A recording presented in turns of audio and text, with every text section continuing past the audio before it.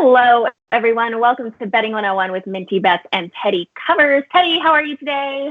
I'm doing all right. I'm excited. There's actually something that we've been betting on that we get to see what gets graded tonight with the NFL draft. So after literally, what is this, day 34 in Nevada? Yeah. There's something to bet on. I'm going to have I'm going to have wagers that are decided one way or another tonight. So I'm looking forward to that. How about yourself, Minty? Good. It'll be exciting. I'm excited to watch and see how everything comes together, but I don't really care about the draft that much, if that makes sense. It makes a ton of sense. Because no one really does care about it. Well, the draft is more for fans. Love the draft. Okay. And as a fan, you want your team to get better. Hope springs eternal, et cetera, et cetera. As a bettor, you don't want to overreact to the draft. You don't want to overreact to the pundits' opinions about what the draft was, because they're generally wrong. Correct. Yeah. So yeah, but the draft is merely a piece of what's happening in the offseason, and the betting markets. The bettors often overreact to the draft as this is the be all or end all, and it's merely a piece of the entire team's offseason. So I like to look at the draft at the conclusion of 3 days, not at the conclusion of 1 day, and then make an assessment of whether a team was able to fill their needs or not. Right. And then after the draft typically is when, yes, okay, yes, that's also a good point. The concept are the teams already know their 16 opponents, but the nuances of the schedule. How many teams do you face off a short week? How many teams do you face coming off a bye? How many sandwiches do you have division, non-conference division, et cetera, et cetera? There's a lot of nuances to the schedule that I need to see before I'm confident in my season win total bets. All that said, we'll be locked and loaded with those early this year. We've done plenty of NFL work during this downtime.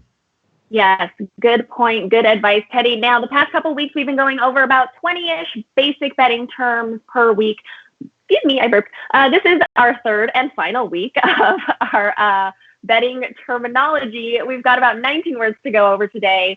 Teddy, you are defining these words in hopes to clarify these basic terms for novice bettors and, all bettors, so they can use them properly in sports betting. Now, let's get started. First word, and we're beginning with the R's. First word is going to be reduced juice. Teddy, explain what reduced juice means.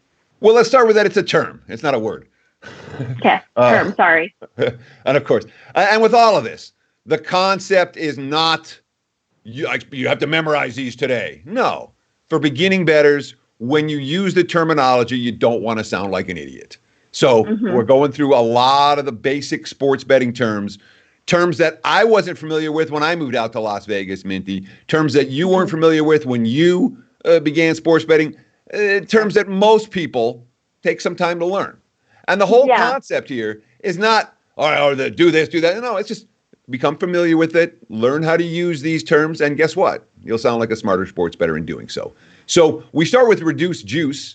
You have to know, you can go back and look at what regular juice is, but the standard juice, you're laying 11 to win 10. And we represent that as minus 110. Reduced juice, some books offer reduced juice all the time. Some books have special periods during the week where they'll have reduced juice or something like that. But reduced juice means you're not laying 11 to win 10. It might be minus 108, minus 106, minus 105. And the books that offer reduced juice, they're hoping to make up in volume what they lose in the juice. So they're going to expect to get more action, so that way they still make money, even though they're getting less off of each losing bet. So I went down to the Westgate Superbook on Thursday night to take advantage of their reduced juice. They have minus 105 on NFL sides Thursday night from 6 to 8 p.m. Beautifully spoken, Teddy. Next term is reverse line movement. Now, this is one of those that it's gained a ton of traction in the last 5 years. Some of the Chad Millman was a real big fan of reverse line movement. Some of the Action Network guys, reverse line movement. The concept is simple. All right, the reverse line movement requires you to pay attention to two metrics. The first is public betting percentages. All right, So when the public is lining up on one side, the public betting percentage is 75 or 80% on one side, but the line is going in the other direction. The point spread is moving in the other direction. That's reverse line movement. And the concept for reverse line movement is this is a sharp square divide game. The public likes whatever side it is, but the sharps are loading up on the other side. So reverse line move just means the public betting percentages don't correlate with the line move. They're in fact moving in opposite directions. People are really interested in this. And frankly, of all the terms we talk about, to me, this is the most nonsense there is. You want to make it, you want to find bets you want to make your bets for the weekend based on reverse line move, knock yourself out. You're getting the worst of the line because the line's already moved. And you're betting, you don't even know what the end game is for the wise guys. Remember, the moves that get made early in the week in the NFL aren't necessarily the moves that get made in the hour before kickoff. So, look at this reverse line move. You can see a huge line move the last hour before the game, and that reverse line movement is gone. I'm not a big reverse line movement believer, but I know many beginning bettors feel like they're being contrarian or they're being sharp if they find these reverse line movement games. More power to you. It's not something I consider seriously. Interesting. All right. Can you give us a sentence for that one? Yeah. Reverse line movement is stupid. Don't pay any attention to it. Perfect. No. Love it. Reverse line movement. Let's see. There was reverse line movement on the Raiders Broncos game. Denver got bet up to -3.5, but all the public money was on Las Vegas. Okay. Beautiful. Thank you. Next term is ROI, which stands for, I believe, return on investment. Is that correct, Teddy? 100%. And it's just an acronym. ROIs are an acronym for return on investment. The ROI of a sports wager, you can calculate it real simple. Total gains or losses minus the cost of investment divided by the total cost. So over the course of a season, you make 100 bets at -110.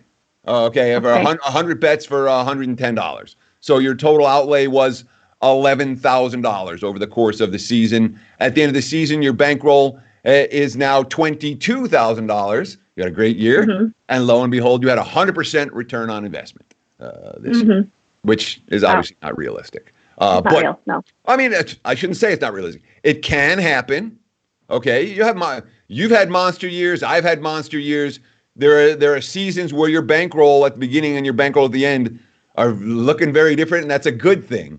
When you have a positive ROI, that's the way it will be. When you have a negative ROI, unfortunately, the bankroll goes in the other direction. Correct. All right. Do you have a sentence for us for this one? Sure. I'm always looking for positive ROI investments with my sports wagering dollars. Wonderful. All right. Next term is round robin. Round robin. I do like round robin. So a round robin is it's a type of parlay bet. And we talk about parlays. And again, we defined parlays last time. You can go back and check all the definitions if you haven't looked at them. And frankly, not a bad time to tout the WagerTalk library where you can look at 2,000 videos that we've done over the years on all kinds of different subjects. But a round robin is a specific type of parlay. Now, normally when you make a parlay, let's say you make a 5-team parlay. All 5 of those teams have to win. When they win, you get a big score. And all the other times you get nothing. With a round robin parlay, you might do these same 5 teams, but instead you're going to lower your parlay size, lower your wager size. You're still going to be betting the same amount, but you're going to lower your wager size on each individual bet. And you're going to split up those 5 teams into 2-teamers, 3-teamers, 4-teamers, and 1 5-teamer. So you're going to make a smaller bet on each one of those, but you don't have to win all 5 to make a profit. You don't have to win all 5 to cash. I personally, when I parlay, and I do parlay sometimes, when I parlay, I almost always parlay with a round robin style. Oh, okay. So I make something even if I don't win all of my bets. But I was debating as to, and using it in a sentence, I was debating as to whether to make a 5-teamer. And again, in your round robin, you're going to have a 5-teamer in it with your 5 teams, but you'll also have 4-teamers, 3-teamers, and every possible combination thereof. So I was debating which I should put it all on one 5-team parlay, but I decided to round robin it instead, so I'll get something back even if all 5 teams don't win or cover. Yes, and round robins do cost a little bit more than your typical just one parlay ticket. All Well, right, yeah, I next. mean, you're making a unit size for each bet that you're making, and of course, when you're talking about a 5-teamer, you're making a bunch of 2-teamers, a bunch of 3-teamers, a bunch of. That's why if you say, "Oh, I'm going to bet $100 on this parlay," you probably bet $2 on your round robin parlay. Yes. Or $5, something relatively small. Yes. Yes, exactly. All right, next term is run line. Well, baseball. Yeah, a run line is you're just asking a baseball team to win by a run and a half. It's a point spread attached to a money line in MLB. So when you're taking the favorite on the run line, the favorite has to win by 2. If they win by a single run, the underdog cashes. If you're taking the dog on the run line, obviously you're taking plus 1.5. If they win the game or lose by 1, you cash. If they lose by 2 or more, that ticket loses. The advantage of a run line bet for the favorite is that instead of laying some of the bigger prices, there's less juice to lay. The advantage of taking the run line with the underdog is your team doesn't have to win. You can lose by a run and still cash your ticket. The majority of recreational bettors tend to play favorites on the run line as opposed to underdogs on the run line. And I'll be honest, I do too. I rarely take the plus 1.5 on the run line. But you're just putting with a run line in MLB, you got to win by 2, or if you lose by 1, the underdog cashes. So instead of laying minus $3 with Garrett Cole, I decided to play him on the run line at minus 165. Love it. Okay, next term is runner. A runner's in the modern era, we don't really have runners anymore. Yeah, I was just going to say, it's like VR, like Yanni, he's the biggest runner, and we don't really have runners anymore. Sure. And the modern term for a runner is more like a beard. Okay, a runner is someone who just places bets. If you're a runner back in the day, the runners would have the syndicates back east would have runners in all the casinos in Vegas. And you just call, hey, get me down on this, get me down on that. And a runner is someone who's making bets for some type of an entity. Even if it's just a big bettor, one guy. Billy Walters had runners all over town. Many runners. In the modern era, where you don't actually have to go into the casinos to make sports books, but to make bets, I should say, but where people can still get barred from casinos, can still have their limits cut from sports books, you'll see what's called a beard. Someone else that comes in and makes bets for them after they've been their limits have been cut or they've sports book. So yeah, a runner is someone who's making bets for somebody else. Okay. Cool. I called my runner to get me down on the Raiders minus 3 over at the Westgate because I saw the line moving to 3.5 everywhere else. Beautiful. The great sentence. Next word up is sharp. And Teddy, our last word is going to be Wiseguy. Now, can you not only define what sharp is, but maybe the difference between sharp and a Wiseguy? Sure. I mean, there's only nuance between the two. You're not going to go wrong mixing up those two terms. All right. Okay. But usually when we talk about sharp, we could say it's sharp action, it's sharp money, it's money from wise guys. So when you talk about, and again, but it's also used in correlation or in contrast to the term square, which is our next definition. And basically the concept of what is sharp. Sharp is smart money. Sharp is educated money. Sharp is well bankrolled money. Sharp is I'm not overreacting to last week money. Sharp money is money that is in this game for the long haul. And for bookmakers, they're not worried about beating recreational players. Over the long term, the books will take the recreational players' money. Every line, every single point spread in every single sport is designed to split sharp action. Okay. They're much more worried about sharp bettors than they are public bettors. So the sharp money was all over the Raiders this week. That helped me talk myself out of a Broncos play. Yes. Like it. Okay. And then, of course, the next term is square, which is opposite of sharp.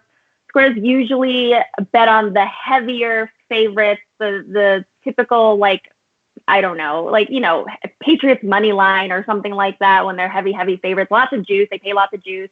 Is there anything else to it than that? Yeah, square bettors lose. I mean, sharp bettors over the long term have a positive ROI, or they wouldn't be sharp bettors and they wouldn't be in the game. Square bettors over the long term have a negative ROI. And that's why square bettors over the long term will always be adding to their bankroll. And I'm not betting this year. I got to take a break, or but when you talk about square, let me start with this. I don't mind being on square side sometimes. All right, the wise guys don't win all the time, and if you say, I'm just going to bet what the wise guys bet, I'm not taking any square. It's not going to kill you. Yeah. And they're weekend. They're in any NFL given weekend. The squares clean up. It happens. Yeah. All right. Oh, yeah. It's not a situation where I'm on the square side. It's clearly the wrong bet, and the other side's an 80% play. No, but square money in general has some weaknesses. All right. They don't worry about line shopping. They don't worry about value. Oh yeah, it was at 3, but now it's 4. I don't care. I'll lay the 4. That's square. Square money is, they look good last week. Therefore, that team's a juggernaut. Yeah. You can't step in front of New England. That mentality is certainly a square mentality. A square mentality in MLB is, taking the big favorites. The square mentality in the NBA is taking the big. I mean, a square generally associates with favorite, but not always. And frankly, the square side can be the dog sometimes.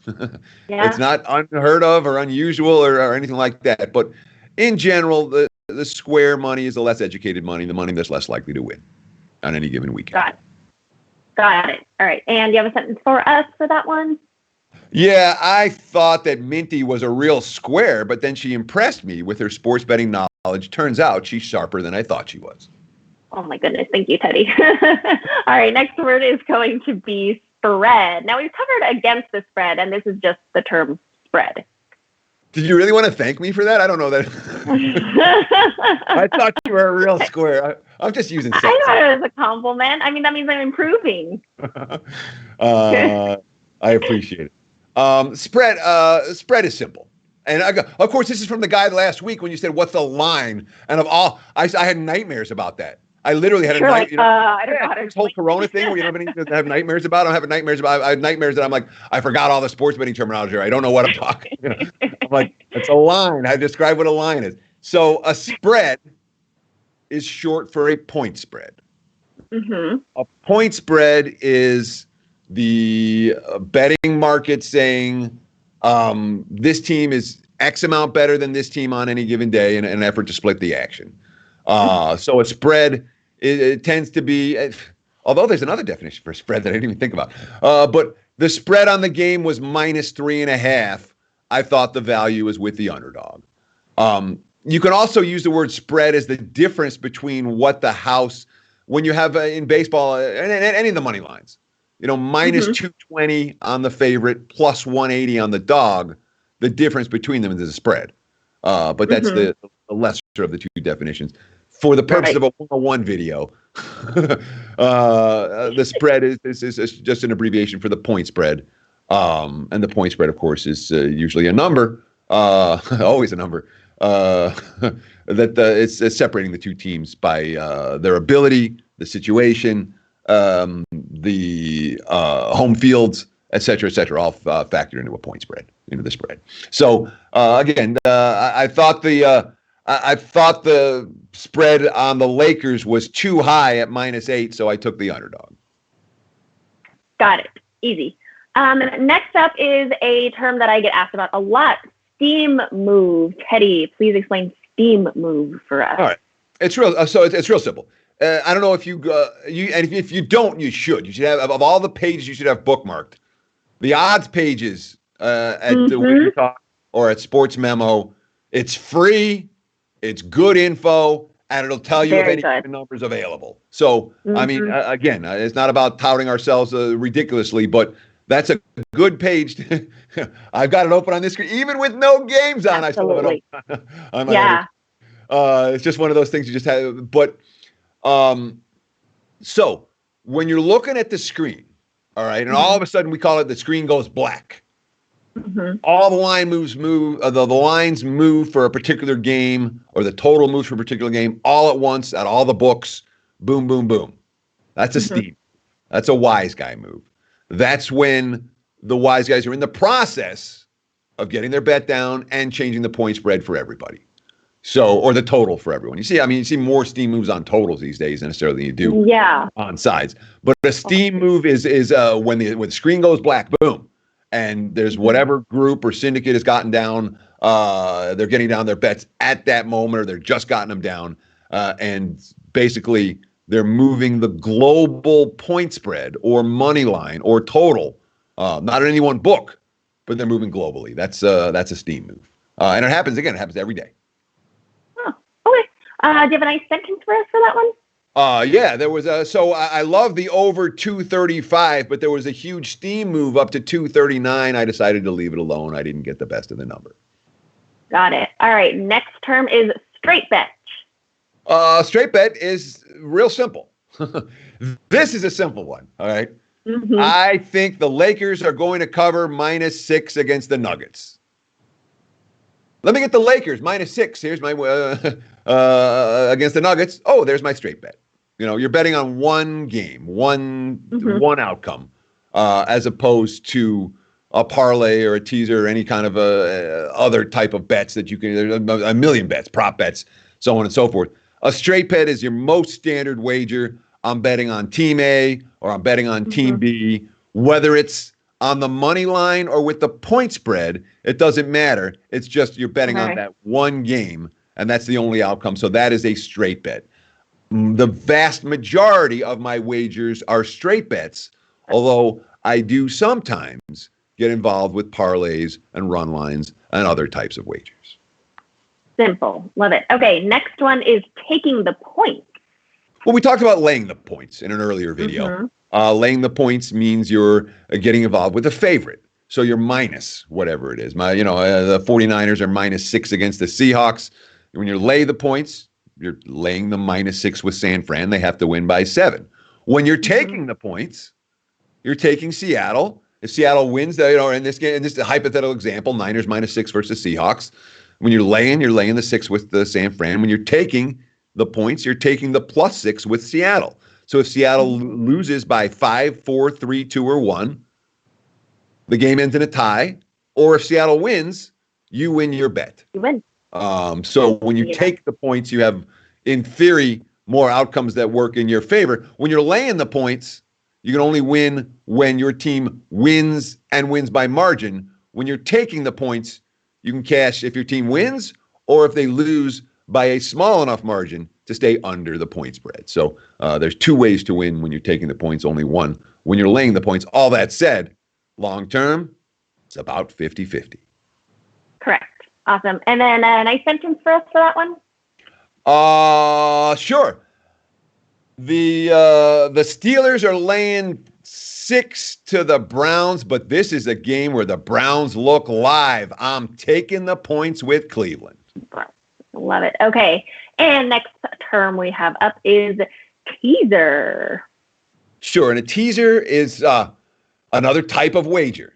Okay. But a teaser, it's a bet in which you're allowed to adjust the point spread or the total when you get your bet down. Now, the more you adjust, the less money you end up making, or the more vig you have to, for example, as with a 6-point teaser, 2-team 6-point teaser in the NFL. You shop around, you can still find some 110s. It's mostly -120.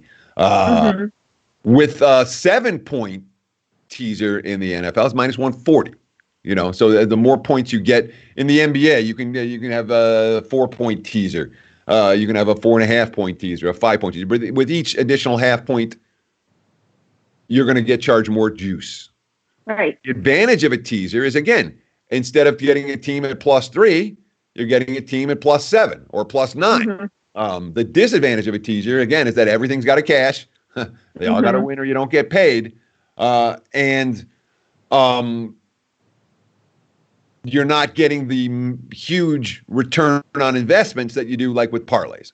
All that said, many sharp bettors bet NFL teasers. NFL teasers I recommend, and that's the advantage of the key numbers in the NFL. We talk about capturing 3-7. And look, we have videos on, I've done multiple videos on teaser strategy, and basic teaser strategy, and advanced teaser strategy. So I'm not going to go into it too deep here. But the bottom line with a teaser is you're paying a price to get additional points, and you're putting teams together. They all have to cash like a parlay. Right. And you recommend the NFL as to what you would bet a teaser with. Would you recommend any other sports that people could or should be betting teasers if they really wanted to? Absolutely not. Okay. I figured NFL is the only one. I remember when I first started betting college football, I did a teaser and everyone was like freaking out, like, do not bet college football teasers. And I learned from that basis. Well, let me jump in because, again, I don't want to get too deep into teasers here, but the concept is in a game with fewer points scored, every point is worth more. So in the NFL, where totals tend to be in the 40s, you're paying your price for your teasers, and it mathematically works as long as you capture the key numbers of 3 and 7. Right. In college football, where you have totals in the 60s and in the 70s, each individual segment, each individual point is worth less. The 6 points are worth less, and the teaser math doesn't work.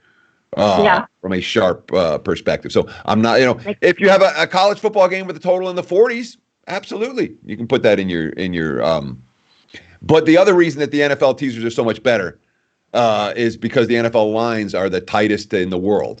And when you're betting teasers, you want the lines to be tight. You want the lines to be spot on because now you're getting 6 points of however many points of real value off a line that was really good to begin with. So that's why another reason why the NFL teasers are a preferable choice for me.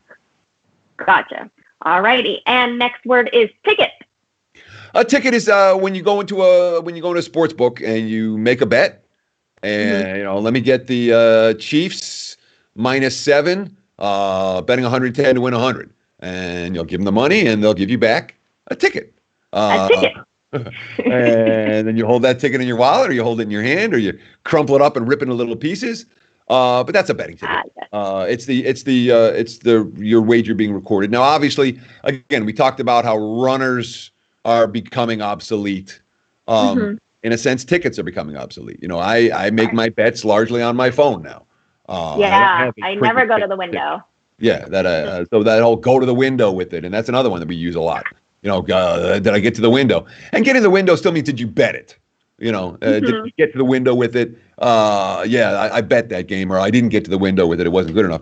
Or the line moved or whatever, or I talked myself out of it. But the concept is I have it, even when I don't actually have the physical ticket paper in my hand, I can still come on here and say, I've got a bet. I've got a ticket on the Chiefs in the Super Bowl over the 49ers. And it just means a paper copy of the bet that you have. That's your ticket. Receipt. Yeah. Gotcha. Well, it's more than a receipt because you need it to cash in. If you and you can, people ask me this sometimes. Well, I have a winning bet. I lost it. What can I do? And the sportsbooks can actually track if you know when you placed it.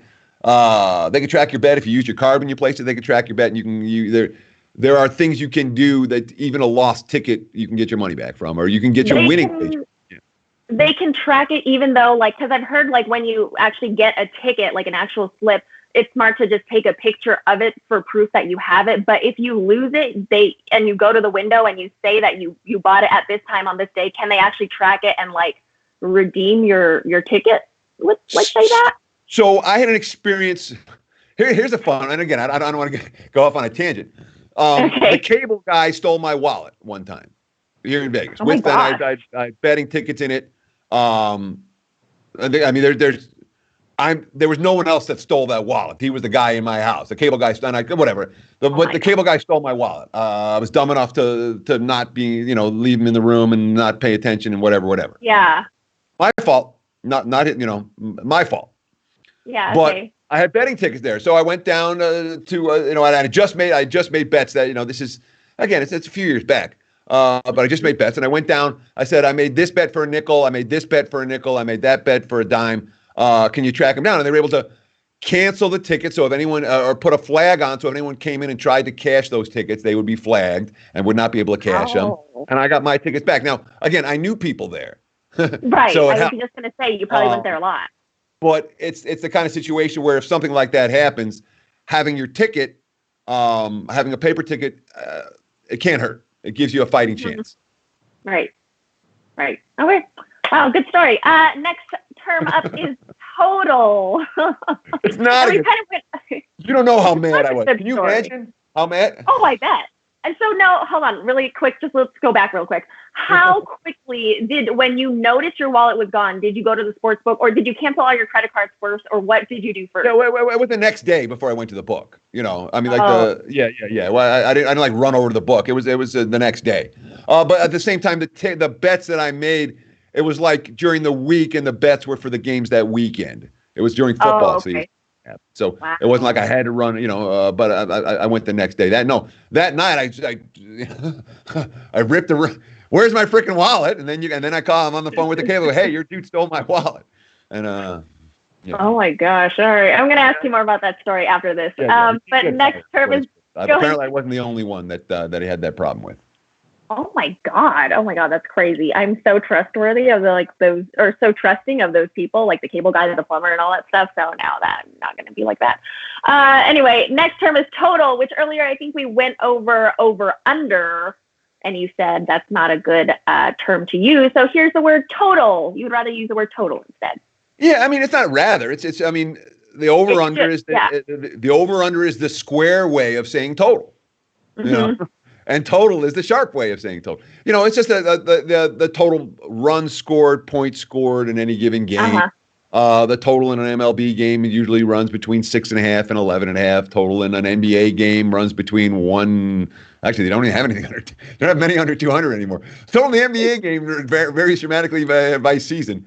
But usually you say between 2 and 190 and 240. Total in a NFL game will range anywhere between 37 and 57. But it's just the total points scored for the two teams. If it stays under the total points scored, it's an under. If it goes over the total, the total, then it's an over. But total is just, instead of betting on who's going to win, you're betting on how many runs or points are going to be scored in any given game. The total for the Super Bowl was 55, but it wasn't high enough thanks to the Patriots' amazing comeback. Mm-hmm. All right, next term up is underdog.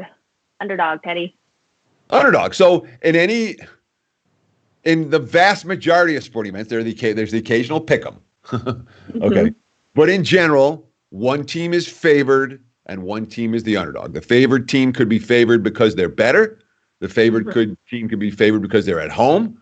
The favored team could be favored because the underdog has the star player out, or they're in a bad situational spot. But whatever it is, one team is going to be expected to win, or priced like they're expected to win, even if it's only by a point or two. And the other team is going to be expected to lose. They're the underdog, in theory. So, one of my favorite situations is, this underdog should be favored. That's your optimal betting scenario right there. But the dog, and it's abbreviated the dog. The underdog is just the team that's getting points as opposed to the team that's laying points. Laying points. All righty, perfect. I have a sentence for you. The Falcons won outright against the Saints in Week 10. They were big underdogs, and whoever had them on the money line cashed in. What a sad week it was for me. Next term up is units. So, unit's one that we get a lot of questions about. What is a unit? And a unit is personal to you, or to me. Everyone has their own unit size. What a unit means, that is your standard betting size. Betting size. All right. At the beginning of the season, you look on your bankroll. So you have $1,000 in your bankroll. You say, I want to be betting between 2 and 4% of that on any given day. So my unit size this year is going to be $20 for standard bets and $40 for double, or for a 2-unit bet. So, so that's an example. I have a $1,000 bankroll. I'm going to bet 2% of my bankroll. My unit size is going to be $22 to win 20 for this football season until my bankroll increases. So units, and when you talk about up units or down units, as handicappers, we talk about that all the time. Hey, I'm up 15 units in the last 3 days, or I've had and that just means again, when you talk about your standard betting size, how much you're up or down in any given period of time is your up Yeah. or down units. That's just how we track how Mhm. it's how we grade ourselves in a way that makes it real, but doesn't involve specific sums. I don't Right, know if right. your unit size is $20 or if it's $500 or if it's $5,000, and it's none of my business. Your Yeah. unit size is you're welcome to bet whatever you feel comfortable betting, whatever you have enough to lose. That's that really. But so that's when we talk about, even with other professional bettors, we never talk about, oh, I made this size of bet. You're like, Yeah. yeah, I bet 1 unit on this. I bet a unit and a half on that. That was a half unit wager. It's just a way to size your wagers. Right. And Without it's being- very important. I'm going to talk about very important in the sentence. Okay. In my using it to the description of the sentence. It's a very bad idea to have a unit size, make 1 unit bets and make 20 unit bets in any given time. You want your differential from your small bet. It's okay to make a half unit bet or a quarter unit bet, but from your standard unit size, when you step up, maybe twice as big. You find something really good, maybe 3 times as big, but never 20 times. You see people that bet, Yeah, I'm never. betting $20, only bet 1,000 on this one. That's inappropriate. Yeah. And that's not the proper way to manage your units. Correct. Good advice. All right, next word up is vigorish or vig. The VIG. Vig. The VIG is what you're always trying to avoid. That's what the house takes. All right, that's what off of any given wager. So when you talk about laying 11 to win 10, we've talked about that a lot, or minus 110. The vigorish there is that 10 cents. When you lose, you're going to give the books $110. When you win, you get back 100. And that 10 cents in between, that's the VIG. Vig. And when we say, VIG juice, it's, VIG's another Interchangeable. old-fashioned term. Yeah. But all that said, one of the things that we really want to avoid is having a bad day just because of VIG. If you split out your bets, you have a day where you go 3 and 3. All right, you're minus 0.3 of a unit if you laid minus 110.